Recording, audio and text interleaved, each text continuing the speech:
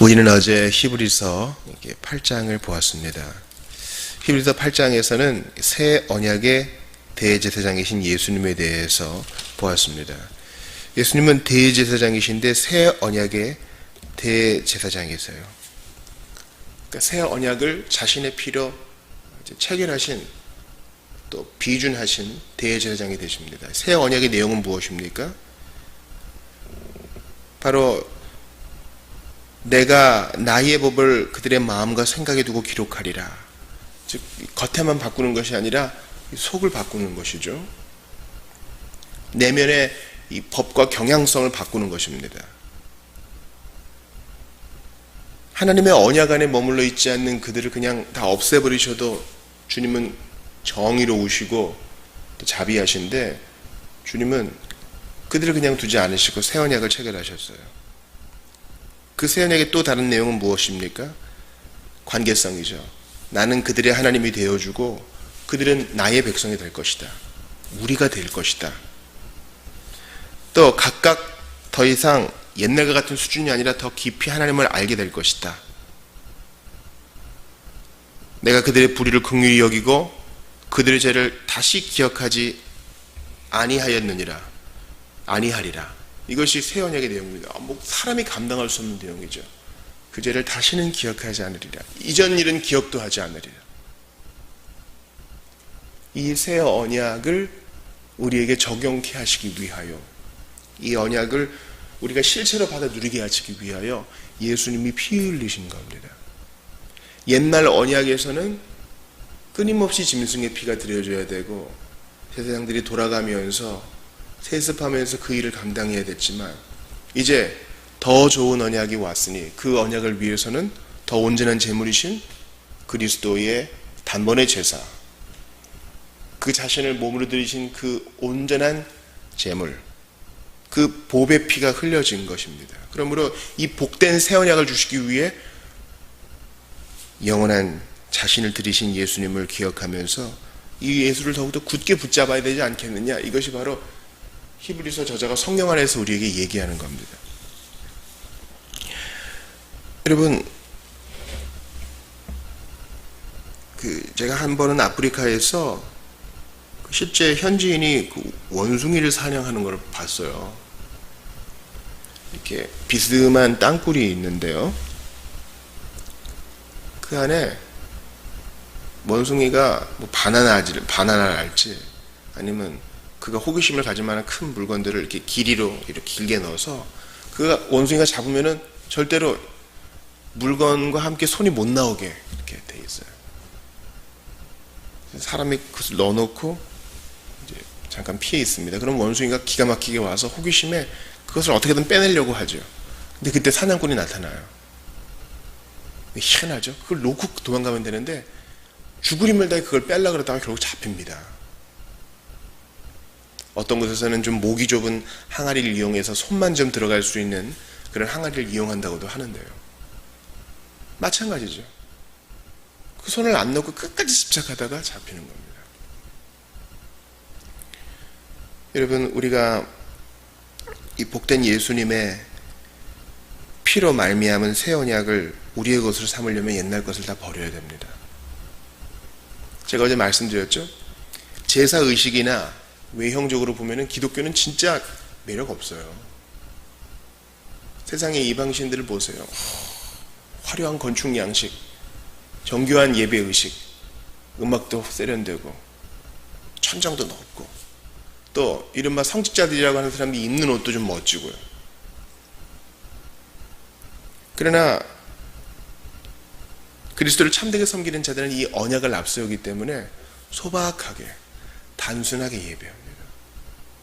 그리고 자기를 의지하고 행위를 의지하고 의식을 의지하고 이런 것에서 다 손을 놔버리죠.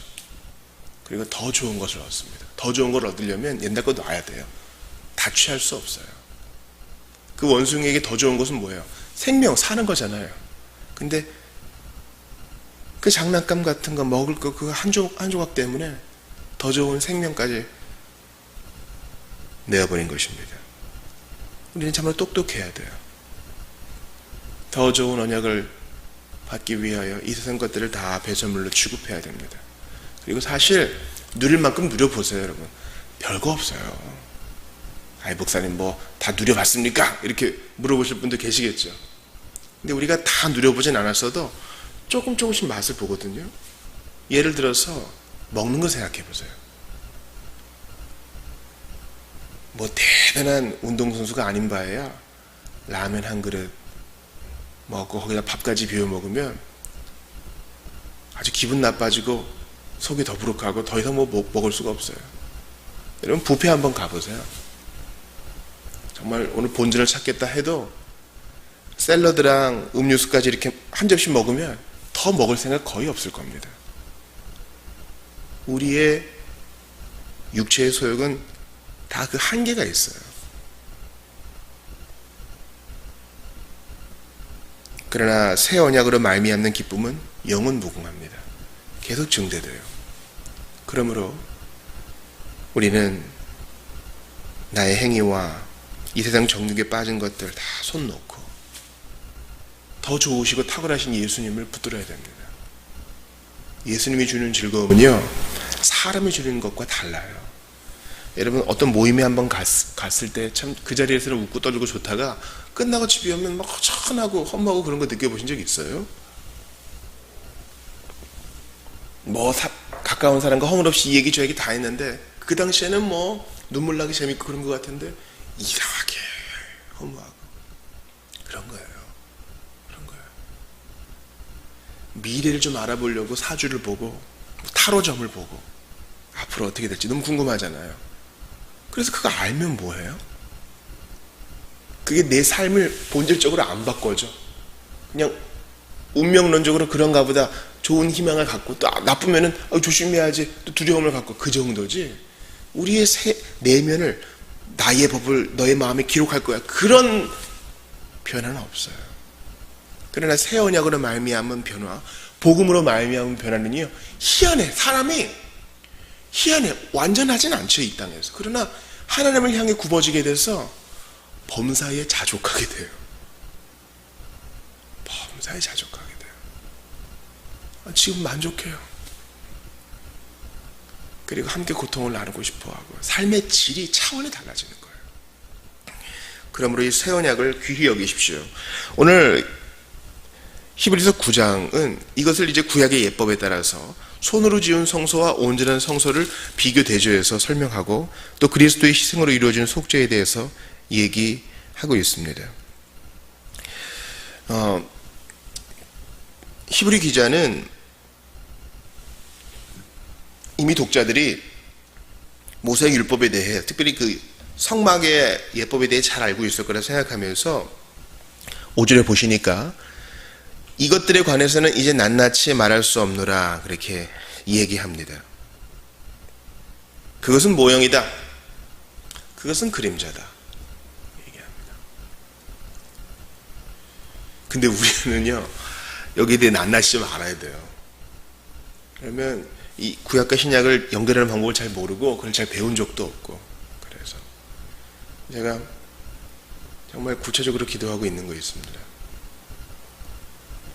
우리 선배들의 성경 연속적 읽기에 따른 주해를 좀 시도해보고 싶어요. 그래서 우리 교회가 감히 이런 것을 시도할 수 있을까 싶은데 어떤 특정한 기간에 연속 집회, 즉 사경회를 좀 하든가 또 1년에 특별한 기회에는 책을 좀 구체적으로 연구해서 한 달이면 한 달 스쿨을 열어서 아침, 점심, 저녁 3번의 집회를 좀 하면 어떨까 그런 생각도 하고 제가 요즘 생각이 많습니다. 왜냐하면 주님을 더 섬기고 싶은 마음이 있어서 그래요. 여러분 이 성소와 에덴 동산을 비교하는 것이 있어요. 에덴 동산에서 첫 인류가 죄를 범했지요. 그래서 쫓겨나게 됩니다. 그리고 나서 주님이 이 구름과 화염검으로 에덴 동산을 막으셔요. 그것은 못 들어와. 그룹 체루빔, 천사죠. 체루빔으로 막으시는 것은 못 들어와의 의미도 있지만 이제 피 없이는 못 들어와. 속죄의 피, 희생의 피 없이는 못 들어와. 이런 의미이기도 합니다. 그룹. 그런데 이제 성막을 지을 때에 출애굽기에서 계속 반복되는 얘기가 있어요. 가늘게 꼰 배실과 청색, 자색, 홍색 실로 그룹을 수놓아가지고 휘장을 만든다는 말이 나와요. 그러니까 이제 뜰, 그리고 안으로 들어가면 성소, 성소와 지성소를 가리는 건 뭐가 있어요? 휘장이 있죠. 그 휘장에 그룹이 새겨져 있어요. 그것은 에덴 동산을 가로막았던 바로 그 그룹을 얘기하는 겁니다. 뭡니까? 죄인은 못 들어와, 이 말이에요. 죄인은 못 들어와.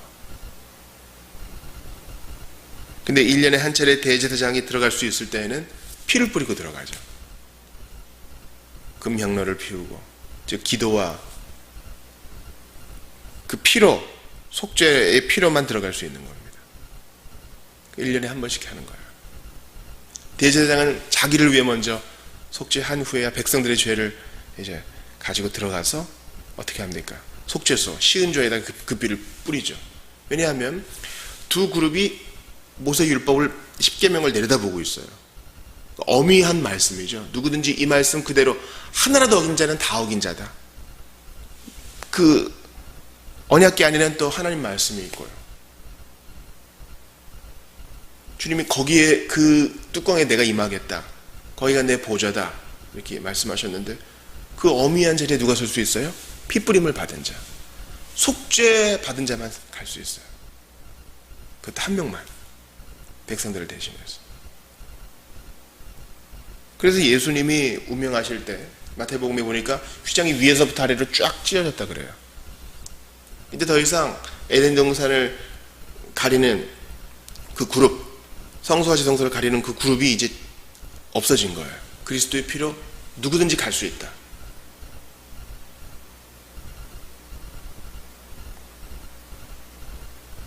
이제 우리는 에덴보다 더 깊은 하나님과의 교제를 누리며 그 동산을 기대할 수 있게 된 거죠.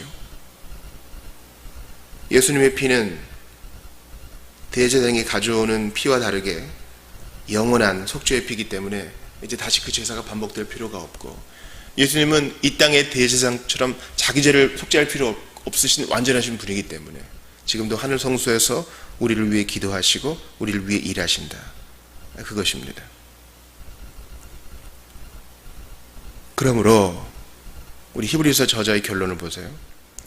염소와 황소의 피, 암송아지의 체, 이것들이 예배드리는 자를 정결하게 해서 용납하였거든. 하물며 이 논리를 보세요. 하물며 그보다 더 좋은 거, 즉 영원하신 성령으로 말미암아 흠없는 자기를 하나님께 드린 그리스도의 피가 어찌 너희 양심을 죽은 행실에서 깨끗하게 하고 살아계신 하나님을 섬기게 하지 못하겠느냐. 예수님의 피는 온전해서, 또 그 대제사장 직분은 온전해서 우리의 양심을 깨끗하게 하고 뿐만 아니라 하나님을 섬기게도 한다는 거예요. 하나님 앞에 그저 서 있을 뿐만 아니라 주님을 섬기고 교제할 수 있게 한다는 겁니다. 예수님의 피가, 그분의 대제사장 직분이, 그러니까 옛 언약은 시민법과 의식법은 모두 쓰러지고 이제 새로운 언약의 법이 세워진 거죠. 피 흘림이 없은즉 사함이 없느니라. 이것이 구약의 예법의 핵심입니다. 예수님은 우리 죄인을 위해 피 흘려 주셔서, 택자를 위해 피 흘려 주셔서 오늘도 우리 죄를 용서해 주실 뿐만 아니라 사명을 주셔서 주님을 섬기게 하셔요. 자유롭게 종으로 섬기는 것이 아니라, 노예로 섬기는 것이 아니라 자녀로서, 신부로 섬기게 하는 겁니다. 물론 우리는 주님의 둘로스이긴 하지만요. 저는 오늘 본문을 읽으면서 24절 말씀이 마음에 와닿았습니다. 바로 그 하늘에 들어가서 그 하늘 지성소에 들어가셔서 우리를 위하여 하나님 앞에 나타나시고, 그 하나님 앞에서 보좌 우편에서 편히 안식하셔도 되는데 우리를 위하여 지금도 그 일을 하시는 예수님, 그분은 정말 좋은 분이세요. 믿음으로 믿음에 이르게 한다. 처음도 예수, 마지막도 예수입니다. 과정도 예수입니다. 우리 예수님은 탁월하신 대제사장으로서 27절 이하를 보세요. 한 번 죽는 것은 사람에게 정해진 것이요 그 후에는 심판이 있으리니, 주님이 그 후에 심판주로 오신다는 거죠. 이와 같이 그리스도도 많은 사람의 죄를 담당하시려고 단번에 들이신 바 되셨고, 이거 계속 반복되죠. 그래서 속죄하셨고 구원에 이르게 하기 위하여, 온전한 구원, 온전한 영화에 이르게 하기 위하여 몸의 부활을 이르게 하기 위하여 죄와 상관없이 자기를 바라는 자들에게 두 번째 나타나시리라. 아멘. 이분은 온전한 속죄자요, 온전한 구원자요, 온전한 재판관이요. 그러니까 우리의 기독론이 얼마나 잘 정리되어 있어야 되는가, 이것을 보는 거예요. 배교를 앞둔 자에게 이 기독론이 해법이 돼요. 무엇입니까? 예수님은 누구신가, 온 교회에 예수님이 누구신가가 배교와 넘어짐과 연약함에 쌓이는 우리에게 해법이 된다는 거예요. 그분의 존재와 하신 일이 우리를 격려하고 우리를 세워주고 오늘 고난을 당하는 우리를 일으켜주고 더 큰 시험을 맞닥뜨리게 하고 그리고 용사처럼 일어나게 하고 다시 한번 주님 위에 떨쳐 일어나게 한다는 사실입니다. 예수님이 누구신지에 대해서. 그러면 성경을 읽으면서 여기서 어떤 예수님을 볼 수 있는가, 구약을 보면서 이것은 예수님과 어떤 관련이 있는가 끊임없이 생각하셔야 되는 겁니다. 사랑하는 여러분, 예수님은 자신이 있으세요. 게으르고 연약한 우리가 있을 뿐이지 예수님은 항상 준비가 되어 계세요. 그분께 나아가서 활력을 얻고 마지막 날까지 자신을 잘 지키기로 작정하는 우리 모두가 되시기를 바랍니다. 기도합시다. 십자가에서 보혈의 피를 흘리사 단번에 제사를 드리심으로 우리를 용납하신 주님을 찬양합니다. 저희를 그림자와 설계도에 매여 있지 않게 하시고 참 실체이신 예수님과 연합되어서 오늘 살게 하시니 감사합니다. 담대하게 하소서. 복음으로 인하여 새 언약으로 인하여 감사하게 하시고 찬송하게 하옵소서. 오늘 신방이 있습니다. AA 모임이 있습니다. 함께 해 주옵소서. 예수 그리스도의 이름으로 기도하옵나이다. 아멘.